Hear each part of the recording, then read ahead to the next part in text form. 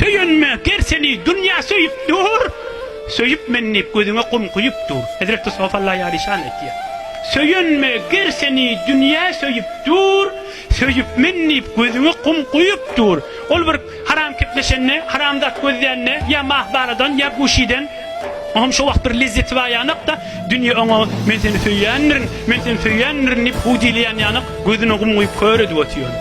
Gözüne kumuyup kulli kalbi kör. Bir tofırda kulli şey ettirip zindagiden ilgun, heley, oğlun şok, hormat, ibadet düp kesinli. Huday olan dadına yetişsin, bir tofırda dadı esmeden geçigli dünyadan geçiktir. Hani 40 yıl ne olur, dövrüğünü el çarptırıp taşlarlar yan adamlar. Etsek bu gurrunlardan, puştur bakun mollana diyen gurrunlar diyen adamlar hani.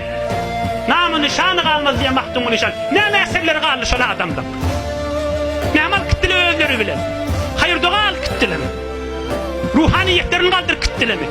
Özlerinin odol firişte yanı kursağı doğulu. 7 kat asmanın üstünden koşulanın kursağının ne kadar atmadı. Ne mi onun yadından çıkar geçik gitmeli dünyaya? Ne mi özünün heyvandan tarkıladığını bilmem geçik gitmeli dünyadan?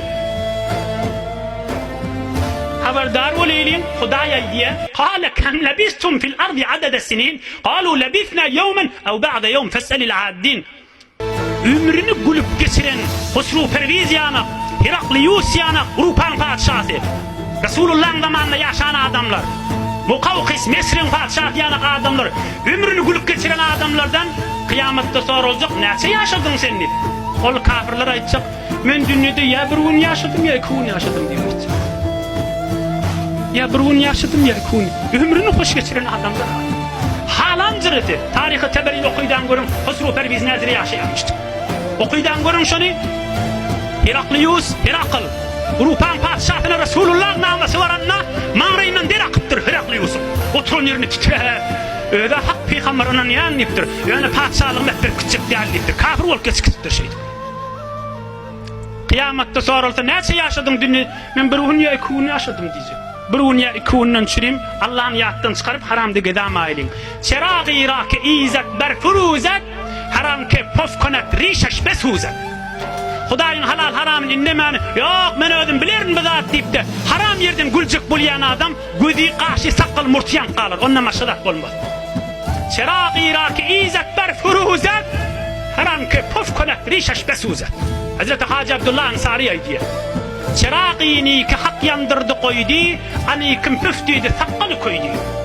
Hudayım yak koyan sırasını dinini söndürecek olup, beleş bu ürünlerden, aydılıp veren ürün kendir deyip, haram yerden gülecek bulayan adamın vücuduna, öyünü, bereket, nur, halavat, lezzet, dua, maneviyet, bir sahilik, bir kovluk, hoş ahlaklık, eğer yoktur. Yani batırı koyulan kurcak ne akıp yaşak kesip verendi.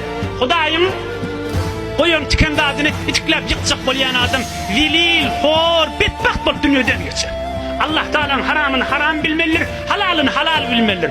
Adam ödünü dayanacak bolsa, işitmediğimini bir neçe vakt mı ne olur, bir havafime gürüm cürüm olup gitti. Hayti bir bilyen adam elinden geldi.